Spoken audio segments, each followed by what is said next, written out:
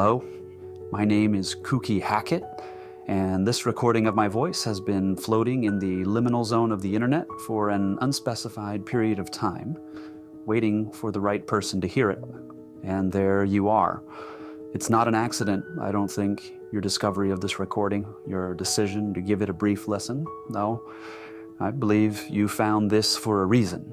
Maybe you're meant to play a part in the true story I'm about to tell. Or maybe it's meant to play a part in you.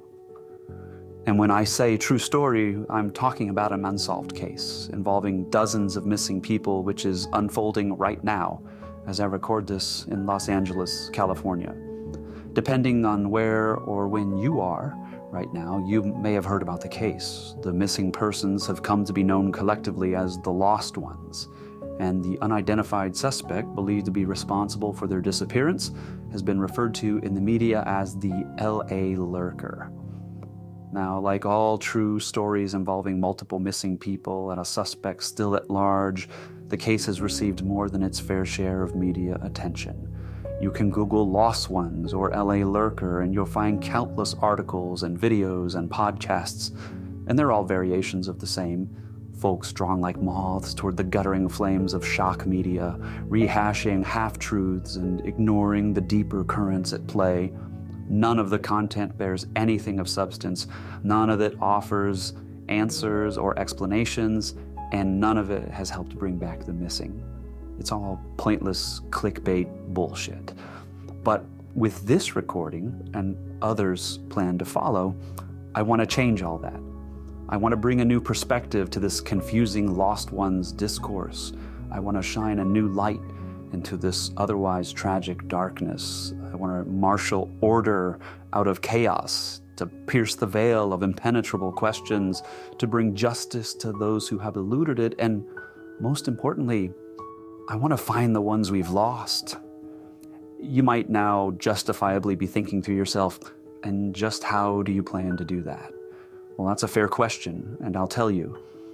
I have new evidence I want to put on the table tonight. Evidence which, when you hear it, I think you'll find compelling and revealing.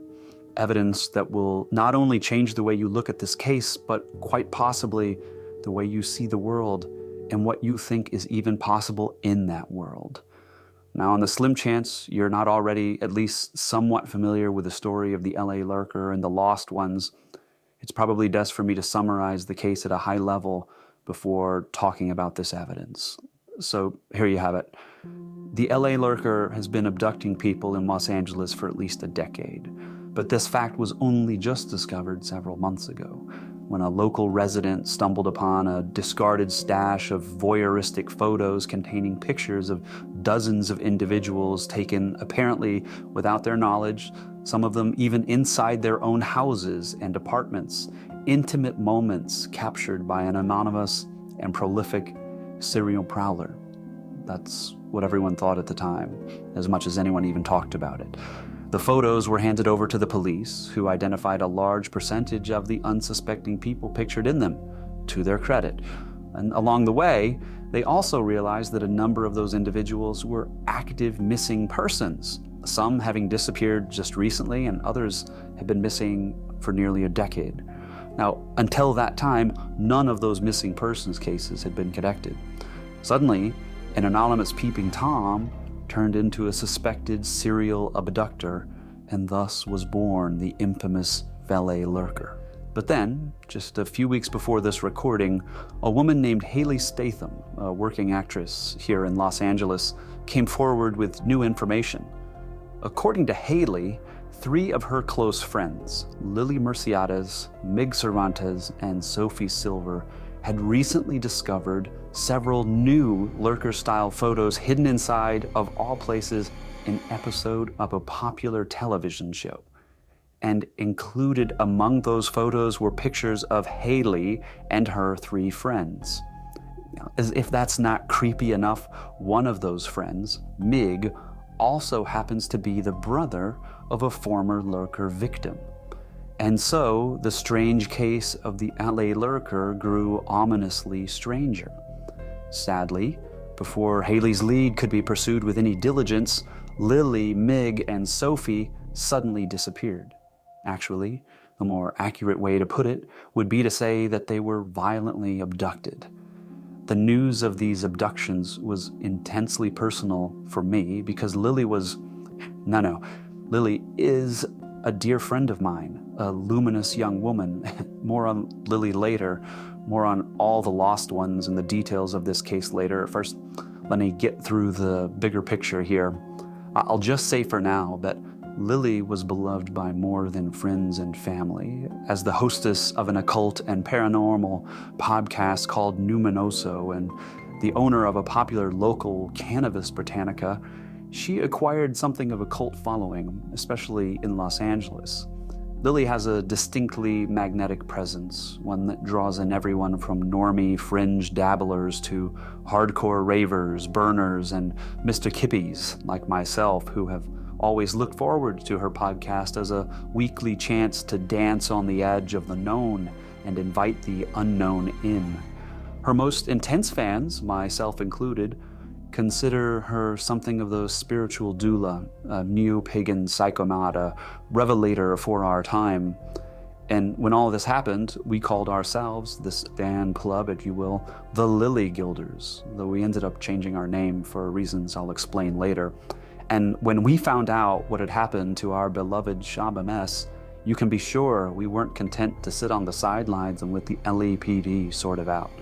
Instead, we mobilized the way that fringe believers tend to do, passionately, desperately, and tirelessly, using our private Discord server as something of a command central for our efforts. Now, 2 days after Lily, Mig, and Sophie were taken, a fourth victim was abducted, Michelle Wexler, whose photograph was also found among the others in that same television episode.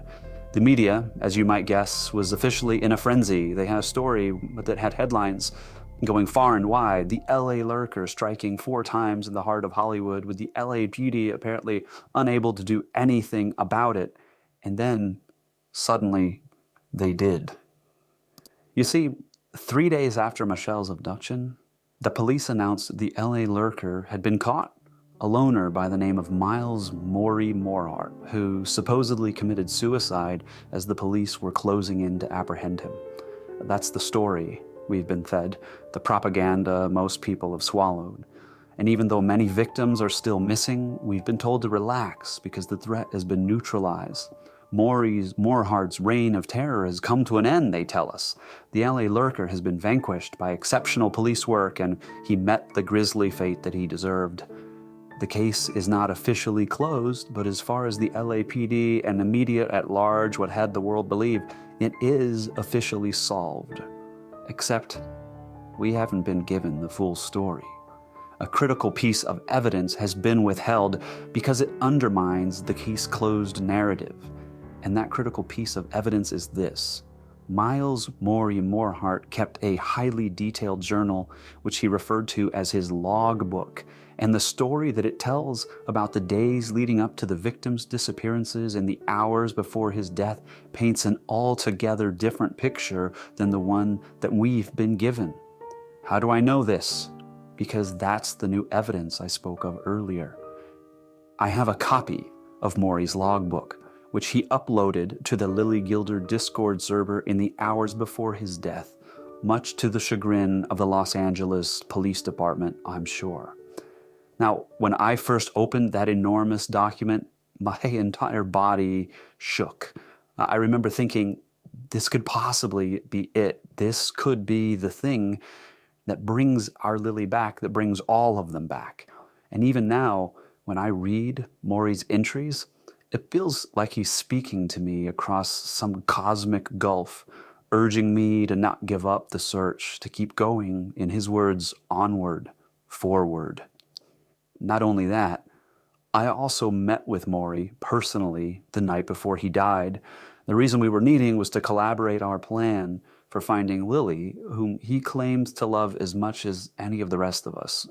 He was a stranger at the time, and I'll admit I initially had my suspicions about him because he did strike me as a man wrestling with demons, but he never gave me the impression that he was himself demonic.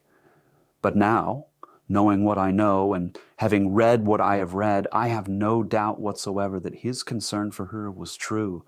Mori loved Lily and Mig and Sophie, and the logbook he left behind would suggest he's not the LA Lurker. And if that's true, then the real Lurker is still out there. Which brings me to the present. The reason I'm recording this, the reason you are here, is to talk about Mori's logbook. In this whole case and how this logbook changes it, you can imagine the uproar it caused when we first received it. Was this a criminal's confession? Well, as it turned out, no, it's not. At least that's not how we interpret it. Others may see it differently, and everyone's entitled to their opinion. But more importantly, the question we were asking was, could Mori's logbook lead us to lost Lily and all the others? Yes, we think it might, and we've been working non-stop to investigate each and every clue that it contains.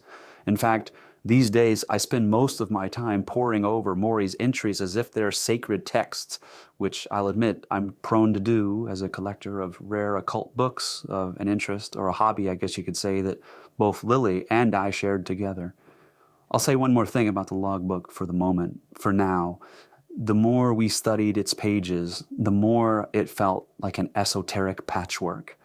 The logbook entries are a kind of matrix of rabbit holes where cosmic, metaphysical, and mystic clues slip through the cracks of this one guy's psyche. It's both a testimony and a window into this strange place where the known runs with the unknown.